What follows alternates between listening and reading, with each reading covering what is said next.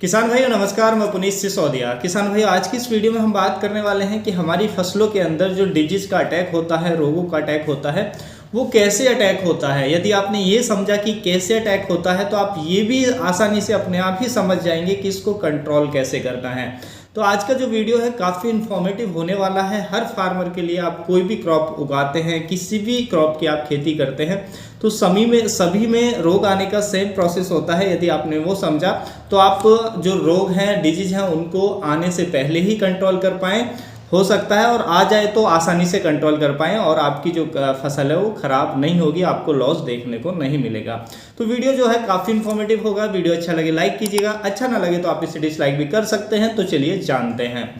देखिए, कोई भी रोग हमारी फसलों के अंदर आता है तो उसके लिए 3 चीज़ें जरूरी होती हैं रोग आने के लिए। ये होनी चाहिए तभी रोग आएगा। इनमें से एक भी नहीं होगी तो हमारी फसलों के अंदर रोग नहीं आएगा। 3 चीज़ें कौन सी हैं? नंबर 1 की पैथोजन। देखिए, जो भी रोग आ रहा है, रोग 2 तरीके के होते हैं। एक तो बैक्टीरियल डिजीज होते हैं, बैक्टीरिया के कारण आते हैं। एक फंगस जनित रोग होते हैं। तो उस फंगस का पैथोजन या बैक्टीरिया का जो भी पैथोजन है, पैथोजन मतलब रोग का कारक है, तो वो सॉइल के अंदर होना चाहिए या वो हमारी क्रॉप तक पहुंचना चाहिए। जब वो पैथोजन हमारी क्रॉप तक पहुंचेगा तो हम जब भी हमारी फसलों के अंदर रोग आएगा।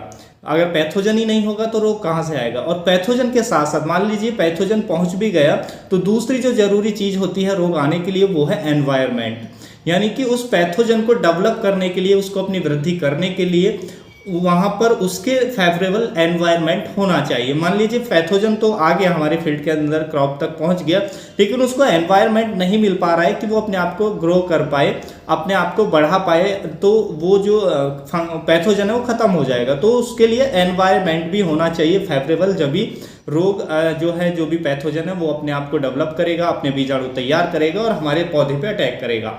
उसके साथ साथ एक और चीज होनी चाहिए, वो है कि होस्ट प्लांट। मान लीजिए कोई भी रोग है, मान लीजिए पैथोजन भी है और वो पैथोजन भी है और उसके लिए एनवायरनमेंट भी बन गया है, लेकिन जो होस्ट प्लांट है जिस पे वो अटैक करेगा वो नहीं है, तो वो अपने आप को सर्वाइव नहीं कर पाएगा। जो पैथोजन है वो वैसे ही खत्म हो जाएगा। तो इसलिए तीनों चीजें जहाँ पे मिल जाती हैं रोग वहीं आता है। यानी कि पहला क्या है हमारा पैथोजन, दूसरा उसके फेवरेबल एनवायरनमेंट और तीसरा होस्ट प्लांट। होस्ट प्लांट यानी कि जो भी हमने क्रॉप लगाई है। देखिए, बहुत हम होस्ट प्लांट होता है कि कुछ पैथोजन होती हैं ज़्यादातर कि वो एक तरीके के होस्ट प्लांट पे ही अटैक करती हैं। मान लीजिए हम अर्ली ब्लाइट और लेट ब्लाइट की बात करें तो अर्ली ब्लाइट और लेट ब्लाइट की जो फंगस होती है वो केवल जो सोलोनेसी कुल की फसलें होती हैं उन पे ही ज़्यादा अटैक देखने को मिलता है, और उनमें भी स्पेशली टमाटर के अंदर और आलू के अंदर सबसे ज़्यादा अटैक देखने को मिल रहा है। और यदि हम उस फील्ड में, पर्टिकुलर फील्ड में यदि उस होस्ट प्लांट को ही चेंज कर दें, यानी कि कोई और क्रॉप लगा दें, तो वो पैथोजन हमारे फील्ड के अंदर होगी भी और उसके लिए एनवायरनमेंट भी तैयार हो जाएगा, तो फिर भी वो अटैक नहीं कर पाएगा क्योंकि उसको होस्ट प्लांट नहीं मिल रहा है। तो रोग आने के लिए 3 चीज़ें होनी चाहिए जब भी रोग हमारे क्रॉप के अंदर होता है, कि एक तो पैथोजन होना चाहिए, दूसरा एनवायरनमेंट होना चाहिए और उसके पसंद का जो होस्ट प्लांट है वो होना चाहिए। तभी जो रोग है वो हमारे पौधे पर अटैक करता है। तो आप समझ गए कि रोग जो आता है फसलों के अंदर कैसे आता है। उसके लिए 3 चीज़ें जरूरी हैं, 3 चीज़ें होनी चाहिए तभी रोग अटैक करेगा। इनमें से एक भी नहीं होगी तो शायद रोग अटैक नहीं करेगा। अब हम बात करते हैं, देखिए आप आसानी से समझ गए होंगे कि ये तीनों में से यदि हम किसी को भी एक को ना पनपने दें तो रोग नहीं आएगा, या तीनों को ही ना पनपने दें तो फिर तो रोग आएगा ही नहीं, लेकिन इनमें से एक को भी हम ब्रेक कर दें तो रोग नहीं आएगा। जैसे कि मान लीजिए पैथोजन जो हमारे सॉइल के अंदर पड़ा होता है। देखिए, पैथोजन 2 तरीके के होते हैं, एक तो सॉइल बॉर्न होते हैं, एक एयर बॉर्न होते हैं। यानी कि एक तो सॉइल के द्वारा जो फंगस हमारे सॉइल के अंदर पड़ी होती है वो हमारे पौधे पर अटैक करती है जैसे उसको फेवरेबल एनवायरनमेंट मिलता है। तो एक तो सॉइल बॉर्न होगी, एक हवा के माध्यम से भी जो फंगस है हमारे पौधे पर अटैक कर सकती है। मान लीजिए पड़ोस के फील्ड में कोई डिजीज है, हवा तेज चल रही है, बारिश हो रही है, तो उसके माध्यम से भी, हवा के माध्यम से भी वो फंगस आपके खेत तक पहुंच सकती है। तो एयरबोर्न डिजीज भी होता है, एयरबोर्न पैथोजन भी होता है। तो पैथोजन 2 तरीके के होते हैं।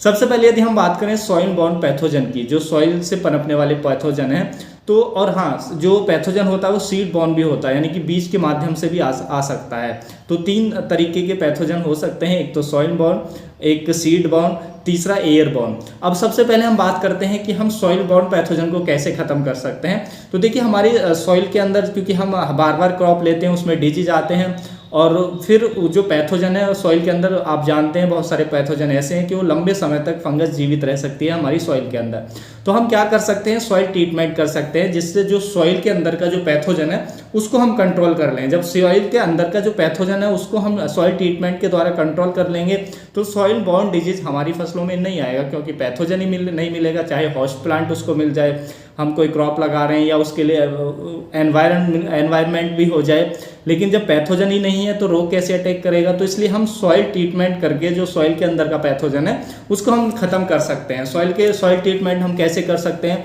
स्यूडोमोनास और ट्राइकोडर्मा से, दोनों बहुत ही बेस्ट हैं।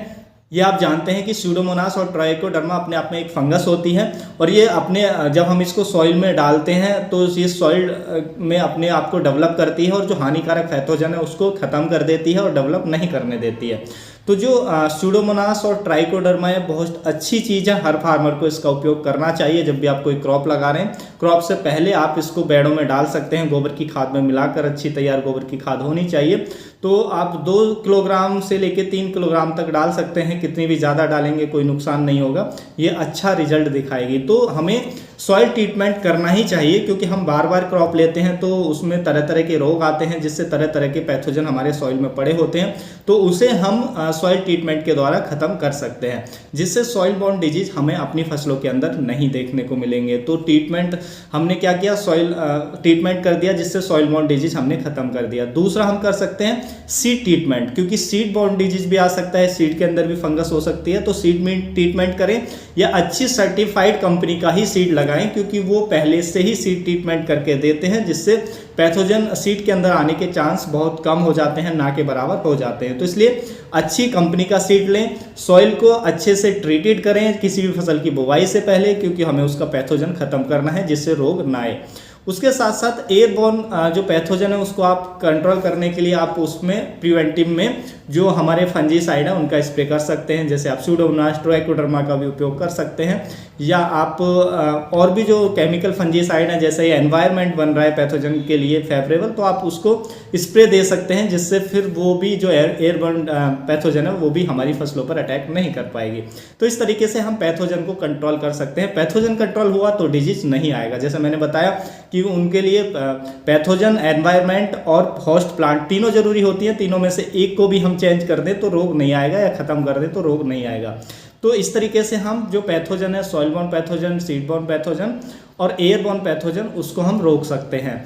अब बात करते हैं कि एनवायरनमेंट। देखिए एनवायरनमेंट भी बहुत ज़रूरी होता है, क्योंकि मान लीजिए पैथोजन पड़ा हुआ है और उसके अनुकूल एनवायरनमेंट नहीं मिल रहा है। एनवायरनमेंट कैसा कि नमी, क्योंकि ज़्यादातर जो फंगस है वो नमी पर ही अटैक करती है। मान लीजिए हमारी फसलों पे बारिश हुई और पत्तियां पे ज़्यादा लंबे समय तक नमी बनी रहती है, तो वहाँ पर जो फंगस है, पैथोजन है, वो अपने बीजाणु तैयार कर लेती है, क्योंकि उसको नमी मिल जाती है, उसके लिए फेवरेबल कंडीशन मिल जाता है और फिर हमारे प्लांट पे अटैक कर देती है। तो देखिए जो एनवायरनमेंट है वो ज़्यादातर हमारे हाथ में नहीं होता है। मान लीजिए बारिश हो रही है तो हम उसको कंट्रोल नहीं कर सकते हैं, लेकिन कुछ केसेस में जो एनवायरनमेंट है फंगस के लिए जो हम एनवायरनमेंट बनाते हैं वो हमारे हाथ में भी होता है। जैसे हम इरिगेट करते हैं, हम सिंचाई करते हैं, तो हम ज़्यादा सिंचाई करते हैं, हम इतना पानी दे रहे हैं कि जो हमारे पौधे का मेन स्टेम होता है वहाँ तक भी नमी रहती है, तो ज़्यादातर जो सॉइल बॉर्न डिजीज हैं वो अटैक करते हैं, जैसे कि रूट रॉट, कॉलर रॉट, ये अटैक करता है। डैम्पिंग ऑफ जो डिजीज है वो आता है, या गमी स्टेम ब्लाइट, वो भी जब भी अटैक करता है जब हमारा जो मेन स्टेम है उसके पास नमी रहती है। तो जब भी इरिगेट करें तो इरिगेशन का जो मैनेजमेंट है, सिंचाई का जो मैनेजमेंट है वो अच्छा होना चाहिए। देखिए वो हम नेक्स्ट वीडियो में बात करेंगे कि आपको सिंचाई किस तरीके से करनी चाहिए। यदि आप उस तरीके से सिंचाई करेंगे तो आप सॉइल से आने वाले जो रोग हैं उनको 85% तक वैसे ही कंट्रोल कर पाएंगे, वो आपके सॉइल बॉर्न डिजीज नहीं आएंगे यदि आप इरिगेशन को अच्छे से करें और सॉइल ट्रीटमेंट करें। तो सॉइल ट्रीटमेंट और इरिगेशन दोनों करें तो 95% तक जो सॉइल बॉर्न डिजीज हैं वो आपको देखने को नहीं मिलेंगे। तो इसलिए तो सिंचाई है तो वो हमारे हाथ में है, लेकिन जो ज़्यादा बड़ा पार्ट होता है एनवायरनमेंट का, जैसे रेन हो रही है तो वो हमारे हाथ में नहीं है। टेम्परेचर है कि अभी ठंड का मौसम है, बहुत सारी फंगस ठंड के वेदर को पसंद करती हैं, तो वो हमारे हैंड में नहीं है, तो उसको हम थोड़ा छोड़ देते हैं। लेकिन इरिगेशन हमारे हाथ में है, उसको कुछ हद तक हम कंट्रोल कर सकते हैं। उसके बाद आता है तीसरा, वो है होस्ट। यानी कि जो फंगस है उसको होस्ट प्लांट चाहिए अटैक करने के लिए। जैसे कि अर्ली ब्लाइट की फंगस आप जो डिजीज आता है, लेट ब्लाइट डिजीज आता है, उसका जो पैथोजन होता है ज़्यादातर जैसे मैंने पहले बताया कि वो आलू के अंदर ही अटैक करेगा, टमाटर के अंदर ही अटैक करेगा, सोलोनेसी कुल की जो फसलें हैं उस पर ही अटैक करता है, अन्य फसलों पर अटैक नहीं करता है। तो हम जो उसके लिए फेवरेबल होस्ट है प्लांट उसको ही चेंज कर दें, यानी कि हम क्रॉप रोटेशन कर दें। जैसे कि हम आलू की फसल ले रहे हैं लगातार किसी खेत में, तो बार बार डिजीज आ रहा है, तो हम क्या कर सकते हैं कि उस क्रॉप को ही चेंज कर सकते हैं, उसके जो सोलोनेसी कुल की फसलें हैं वो ना लगाकर उसमें कोई और फसल लगा दें। तो क्योंकि पैथोजन भी होगा, फिर हमारे फील्ड में मान लीजिए पैथोजन पड़ा हुआ है, हमने सॉइल ट्रीटमेंट नहीं किया है तो अर्ली ब्लाइट का पैथोजन पड़ा हुआ है और उसके फेवरेबल एनवायरनमेंट भी मिल गया, तो क्योंकि उसको होस्ट प्लांट नहीं मिल रहा है तो वो अटैक नहीं करेगा क्योंकि हमने क्रॉप रोटेशन कर दिया है। तो हम कोई भी एक को भी चेंज कर दें तो डिजीज हमारी फसलों के अंदर नहीं आएगा।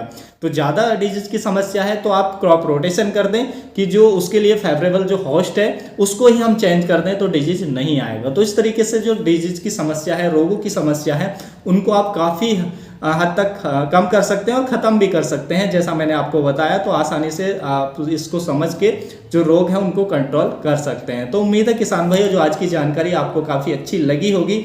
जानकारी अच्छी लगी तो वीडियो को लाइक कीजिएगा, ज़्यादा से ज़्यादा फार्मर के साथ इसे शेयर कीजिएगा ताकि उन तक भी ये जानकारी पहुंच सके। मिलूंगा मैं आपको एक और नई वीडियो में नई जानकारी के साथ, तब तक के लिए आप अपना बहुत बहुत ख्याल रखिएगा। धन्यवाद।